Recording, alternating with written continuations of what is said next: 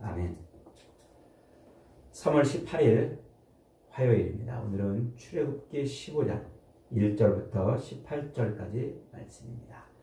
모세와 이스라엘 자손들 홍해 바닷가에 서서 노래를 부르다 하는 제목입니다. 모세와 이스라엘 자손들 홍해 바닷가에 서서 노래를 부르다. 이제 오늘 본문은 하나님께서 크신 팔과 능력의 손으로 이스라엘 백성들을 홍해에서 건져내시고 애굽의 모든 군대를 홍해에서 수장하신 이후에 그 홍해 바닷가에 서서 이스라엘 백성들이 노래를 부르는 장면이에요. 그래서 그 홍해의 물결이 자기들을 쫓아오던 그 애굽의 모든 군대를 덮는 그 장면을 바닷가에 서서 지켜보는 것이죠. 바로의 군대가 그들을 뒤쫓았지만 하나님은 홍해를 가르시고 그 홍해 가운데로 이스라엘을 끌고 들어오셨어요. 그래서 홍해를 건너게 하시고, 그러나 그들을 쫓아오던 애굽의 군대들은 모두 홍해 바닷물로 덮으시고 이스라엘 백성들을 구원해내신 거예요. 그래서 어저께 그 홍해의 의미가 하나님이 자기 백성들을 죄와 단절시키는 세례의 의미라 이렇게 말씀을 드렸죠. 그래서 이제 구원받은, 세례받은 하나님의 백성들이 그 구원을 바라보고 노래하는 장면, 이게 오늘 본문의 이야기입니다. 그래서 요 모세의 노래라고 이름이 붙여진 요 이스라엘 자손들과 모세의 이 찬송이 앞으로 등장하는, 성경에 등장하는 모든 찬송의 뼈다구가 돼요. 기본이 되고 중심이 되고. 시편을 우리가 찬송시라 이렇게 이름 부르잖아요. 그 시편에 다양하게 설명되고 나오는 모든 찬송이 다 요 출애굽기 15장의 모세의 찬송, 이스라엘 자손의 찬송을 근간으로 하고 있어요. 전부 이것을 다른 말로 다 표현하고 있어요. 내내 똑같은 찬송으로 이렇게 하고 있죠. 1절에 보니까 찬송의 이유가 소개가 되고 있어요. 내가 여호와를 찬송하리니 그는 높고 영화로우시며 말과 그 탄자를 바다에 던지셨음이로다. 여호와는 나의 힘이요 노래시며 나의 구원이시로다. 그는 나의 하나님이시니 내가 그를 찬송할 것이요 내 아버지의 하나님이시니 내가 그를 높이리이다. 하나님을 찬송할 이유가 하나님밖에 없기 때문에 그렇다는 거예요. 그래서 말과 그 탄자를 심판하시는 하나님, 그래서 모든 하나님을 대적하는 자들을 심판하시고 또 우리의 구원이 되셨기 때문에 우리가 찬송한다 이렇게 지금 노래를 하고 있는 거죠. 그러면서 내 아버지의 하나님이시니 내가 그를 높인다 그래요. 내 아버지의 하나님이시다라는 말은 이게 조상 때부터 언약을 이루신, 조상 때부터 이어진 언약을 이루신 분이시기 때문에 그렇다는 거예요. 그러니까 우리가 찬양할 이유가 뭐라는 거예요? 하나님이 이미 조상 때부터 언약을 선포하시고 그 언약을 끝내 이루셨기 때문에 그렇다는 거예요. 이걸 다른 말로 표현하면 우리의 구원은 하나님의 언약의 성취다 이런 말이에요. 그러니까 이스라엘 백성들을 홍해에서 건져 하나님이 그 애굽에서 꺼내서 홍해에서 건져내신 것은 곧 뭐 하신 거예요? 하나님의 언약을 성취한 거예요. 아브라함을 통해서, 야곱을 통해서, 요셉을 통해서 주신 그 언약을 성취하시는, 그래서 하나님은 언약을 성취하기 위해서 우리를 구원해내신 분이고 그 구원은 곧 언약을 성취하신 것이기 때문에 하나님을 찬송한다 좀 이렇게 말하고 있어요. 그러면서 이제 이 모세의 노래는 크게 네 단락으로 구성되어 있죠. 1절부터 5절까지는 하나님의 승리를 찬송하는 노래입니다. 하나님께서 어떻게 그들을 애굽에서 건져내셨는데 하나님의 그 영광스러운 모습을 선포하고 있고, 6절부터 10절은 하나님이 그들을 어떻게 구원해 내셨는지 그 구원의 과정을 또 이렇게 설명해 주고 있어요. 그 다음에 이제 세 번째로는 11절부터 13절까지죠. 하나님은 이스라엘을 구원한 것으로 끝내지 않고 어떻게 하신다고요? 하나님이 그들 가운데 함께 하셔서 그들을 끌고 가신다. 이게 굉장히 중요한 내용이요. 그러면서 마지막 14절로 18절까지 하나님이 그렇게 이스라엘을 끌고 가시는데 그 이유가 뭐라는 거예요? 자기 구원 홍해에서 건져서 구원해낸 그 백성들을 하나님이 자기 처소로 삼으시려고 그런다라는 거예요. 그래서 요 모세의 찬송, 모세와 이스라엘 자손의 요 찬송은 그 핵심이 어디에 있냐면 17절, 18절입니다. 같이 한번 읽어봅니다. 17절, 18절 시작. 주께서 백성을 인도하사 그들을 주의 기업의 산에 심으시리이다. 여호와여 이는 주의 처소를 삼으시려고 예비하신 것이라. 주여 이것이 주의 손으로 세우신 성소로소이다. 여호와께서 영원 무궁하도록 다스리시도다 하였더라. 주의 기업의 산에 심으시려고 자기 백성들을 꺼내셨다는 거예요. 그 기업의 산이 어딜까요? 그게 역사 속에서는 예루살렘 성전이 되는 것이고 시온산, 예루살렘 성전이 되는 것이고, 이게 구속사적으로는 요한계시록에 등장하는 마지막 하나님께서 어린 양이 서 있는 그 시온산, 완성된 하나님의 나라의 모습인 거예요.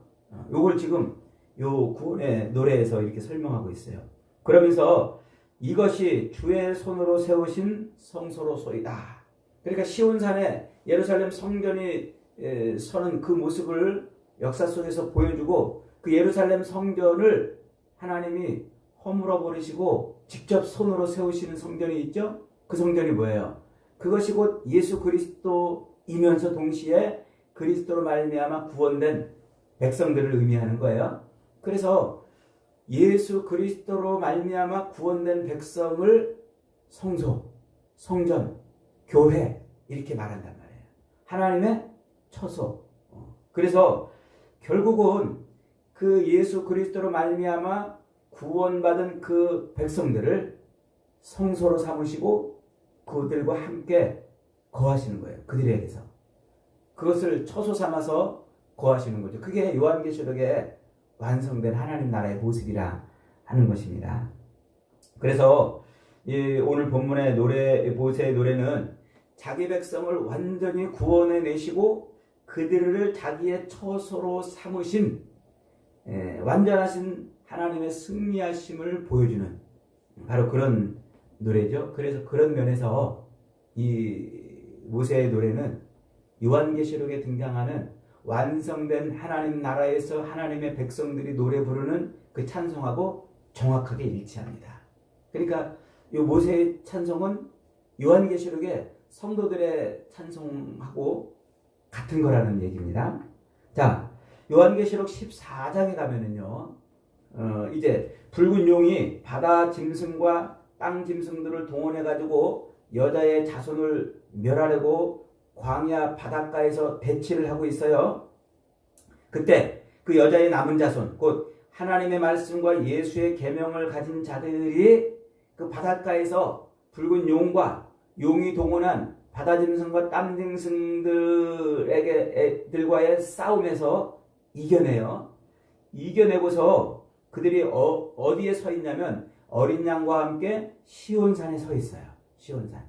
오늘 본문에서 하나님이 예비하신 바로 기업으로 주신 바로 그 산이죠. 시온산.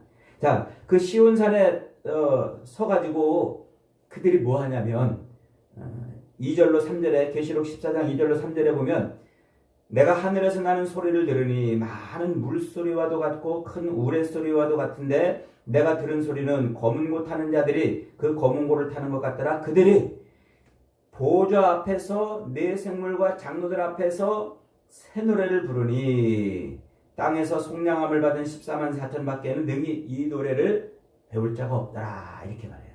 그러니까 하나님의 이름과 예수의 증거를 가진, 예수의 계명을 가진 그 사람들이 어린 양과 함께 시온산에 섰는데 그들이 큰 우레소리, 많은 물소리를 내면서 찬송을 해요. 그렇게 찬송을 하는데 그들을 뭐라고 표현하냐면 14만 4천이라 이렇게 지금 표현해요. 그리고 그들이 부르는 노래를 뭐라고 부르냐면 새 노래라고 이렇게 말해요. 왜 이들은 새 노래를 부르는 것일까요?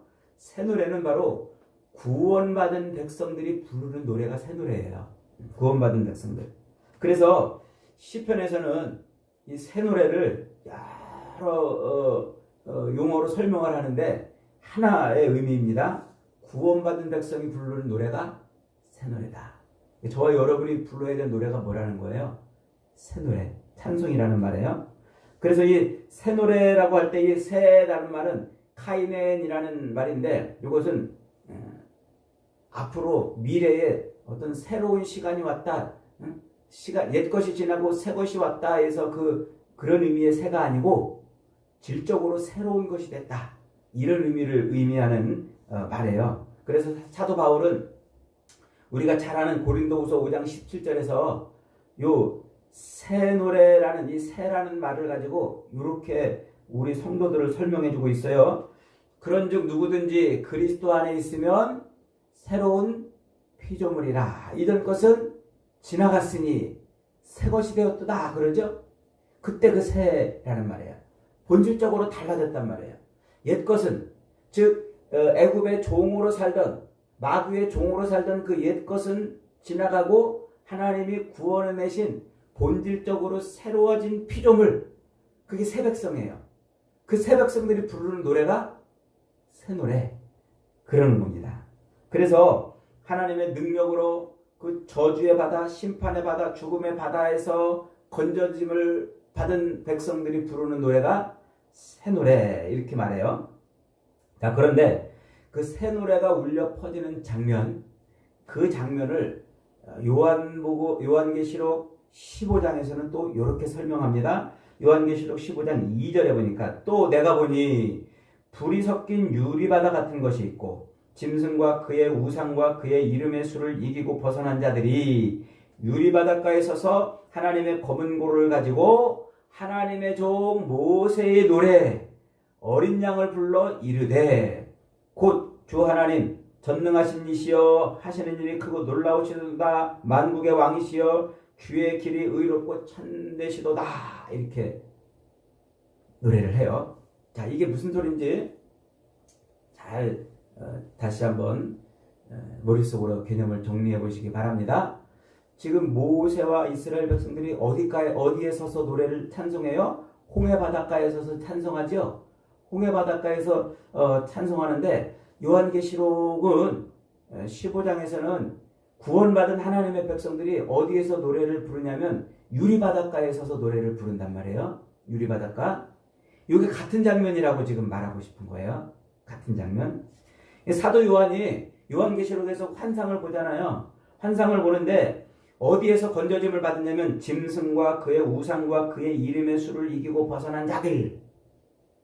누구예요? 하나님의 백성들이에요. 그들이 어디에 서서 노래를 부르냐면 유리바닷가에서, 불이 섞인 유리바닷가에 서서 노래를 부르는 거예요. 그래서 이 바다, 곧 하나님의 그 심판과 저주와 죄와 악이 가득한 그 바다에서 건져져서 그 바닷가에서 하나님이 악한 영들을 이겨낸 그 하나님의 백성들이 거기서 뭐 하는 거예요? 노래를 한단 말이죠. 그래서 바로 이 완성된 하나님의 그 심판에서 구원받은 하나님의 백성들이 부르는 유리바닷가에 서서 부르는 그 노래가 지금 요 홍해 바닷가에서 부르는 이스라엘 백성들의 노래인 거예요. 그래서 다시 말하면 홍해 바닷가에 서서 구원받은 이스라엘 백성들이 부르는 이 노래는 뭘 상징하고 있는 거예요? 저 계시록에 불이 섞인 유리바닷가에서 구원받은 하나님의 백성들이 부르는 노래를 상징하고 있고 그걸 가리키고 있다는 이 얘기입니다. 그러니까 곧 모든 죄와 저주와 사망으로 인류를 삼켜버리는 그 바다에서 하나님의 능력으로 하나님이 자기 백성들을 꺼내셔서 그들로 찬송하게 하시는 거예요. 그리고 하나님은 그 저주와 심판, 모든 이 인류를 집어삼키는 그 악으로 상징되는 그 바다에서 자기 백성을 건지시는 분으로 소개가 되고 있어요. 그래서 신약 성경에서 예수님이 바람과 풍랑을 잠재우시잖아요. 바다를 잠재우시잖아요. 바로 그 예수님이 그렇게 바다를 잠재우시고 자기 백성을 구원하시는 분이시라는 것을 소개를 해주고 있는 것입니다. 그게 어저께 우리가 읽었던 그 홍해 바다의 사건이에요. 홍해의 그 바다를 통해서 하나님이 애굽을 완전히 멸하시고 그리고 그 바다에서 자기 백성들을 건져내시는 그 놀라운 구원을 노래하는 것이죠. 이렇게 홍해 바다는 이스라엘 백성들이 그 바다에서 빠져 죽을까봐 염려하고 걱정하고 불안하고 원망하고 탄식했는데 하나님은 빠져 죽을까봐 염려 걱정했던 그 바다에서 그들을 건져내셨어요. 자신들을 삼킬 줄 알았던 그 바다가 도리어 자신들을 오히려 구원해낸 거예요. 그 바다가 아니었더라면 애굽이 끝까지 쫓아와서 자기들을 사로잡았을 것인데 그 바다 때문에 그들은 구원을 얻은 것이란 말이죠. 그래서 이스라엘 백성들의 구원의 완성은 바로 홍해를 건넌 것입니다. 그 홍해에서 구원받은 것입니다. 그러니까 그 홍해를 건너는 세례 사건이 우리를 완전히 구원하는 사건인 것을 말해주는 것이에요. 자, 그 유리바닷가에 서가지고 지금 누가 서 있다고 그랬어요? 그 유리바닷가에 요한계시록 15장에 짐승과 그의 우상과 그의 이름의 수를 이기고 벗어난 자들, 그들이 유리바닷가에 서서 하나님을 찬송해요. 자, 그러니까 애굽에서 종살이하고 있던 이스라엘 백성들을 홍해로 끌고 와가지고 홍해를 통과하게 하는데 그 홍해는 이스라엘 백성들에게 죽음의 바다가 아니고 생명의 바다예요. 홍해가 없더라면 애굽 백성한테 붙잡혀서 도로 종이 될 뻔했는데 그 바다 때문에 하나님의 그 권능으로 그 바다를 덮으셔서 이스라엘 백성들이 구원받잖아요. 자, 그렇게 홍해 바닷가에 서 있는 이스라엘 백성들과 지금 유리 바닷가에 서 있는 백성들이 같은 사람들이라는 거예요. 유리 바닷가에 누가 서 있다고요? 짐승과 그 짐승의 우상과 그의 이름의 수를 이긴 자들이라고 말했어요. 제가 요한계시록 강의할 때 13장 강의할 때 666에 대해서 설명을 많이 드렸죠. 자, 계시록 13장 16절로 18절에 가면 그가 모든 자 곧 작은 자나 큰 자나 부자나 가난한 자나 자유인이나 종들에게 오른손이나 이마에 표를 받게 하고 누구든지 이 표를 가진 자 외에는 매매를 못하게 하니 이 표는 곧 짐승의 이름이나 그 이름의 수라. 지혜가 여기 있으니 총명한 자는 그 짐승의 수를 세어보라. 그것은 사람의 수니 그 수는 666이니라. 666에 대해서 설명했었죠. 갑자기 666 나오니까 좀 헷갈리기도 하겠습니다만 정신을 잘 차리고 들어보세요. 자, 이 666이라는 숫자가 뭐라고 그랬어요? 하나님을 흉내내가지고 사람들을 미혹하는 사탄의 숫자라고 그랬죠? 그래서 이 666은 어디다가 이렇게 표시를 세워놓거나 무슨 도장을 찍거나 혹은 베리칩을 심거나 그런 게 아니고 거짓된 악한 영의 숫자라 그랬어요. 거짓된 악한 영. 하나님의 숫자 7, 완전수 7에서 하나가 부족한 거예요. 그래서 이 악한 사탄은 하나님처럼 사람들에게 평안도 주고 돈도 주고 건강도 주고 잘 먹고 잘 살게 해주겠다고 그렇게 하나님처럼 그들을 미혹하고 나한테 와라 내 말을 들어라 그렇게 미혹하고 유혹을 하는데 그들이 뭐라는 거예요? 아무리 하나님처럼 성부 성자 성령 하나님처럼 그렇게 완벽한 모습으로 백성들을 사람들을 미혹하고 유혹해도 7 하나님의 그 완전함에 못 미친단 말이에요. 부족하단 말이에요.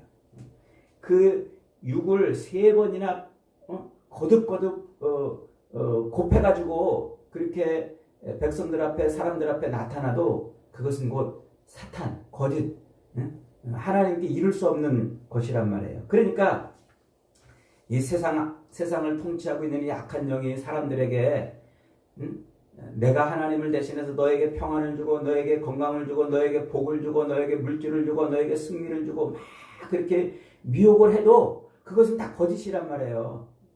그런 거짓에 끌려가지 않고 그 악한 사람들, 악한 영의 수를 이겨낸 사람들, 그들이 하나님의 백성들이란 말이에요. 그들이 지금 유리바닷가에 서서 하나님을 찬송하고 있는 것입니다. 그래서 그 찬송은 곧 애굽에서 벗어나 홍해를 건너서 하나님의 구원을 노래하는 이 홍해 바닷가에 서 있는 모세와 이스라엘 백성들의 노래와 유리바닷가에 서서 그 악한 영들로부터 벗어나서 노래를 부르는 이 백성들의 노래가 같은 노래다, 지금 그 얘기를 하고 있는 거예요.